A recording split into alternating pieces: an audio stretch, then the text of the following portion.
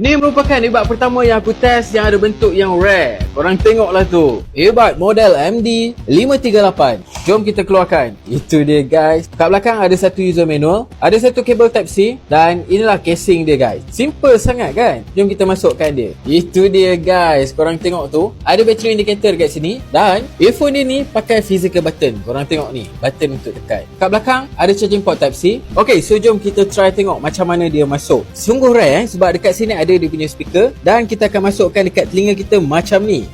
Jadi kalau telinga korang sesuai, masuk memang takkan jatuh lah. Dia melekat cantik. Dah nampak sama colour dengan telinga kan? So orang pun takkan perasan korang pakai benda dekat telinga korang. Persoalannya padu ke tak padu? Jom kita test. Okay, cara nak pakai dia ni, kita kena tengok bahagian speaker dia ni masuk dekat bahagian lubang telinga kita. Dia tutup macam ni So bila dia tutup macam ni, nice gila. Dan bila aku pakai ni, aku tak rasa langsung yang dia akan jatuh. Bunyi-bunyi persekitaran rasa macam kurang sikit, tapi bukanlah dia ada noise cancellation yang power. Bab sound quality, full volume dia memang kuat dan kualiti bunyi dia agak bagus actually. Dan untuk bass dia, aku boleh bagi dia above average. Not bad untuk buat dengan lagu. Tapi kalau untuk game, dia memang tak ada gaming mode. Kita dah test dah. Cuma kita juga dah test dia punya latency. Latency dia rendah tau, walaupun dia tak ada gaming mode. Untuk mic test, kita pun dah test dia punya mic. Agak bagus juga mic dia. Jelas tau. Dan mic dia pun tak ada noise. Korang boleh dengarkan sendiri. Mic dia daripada earbud MD538 dan dia sekarang berada di telinga.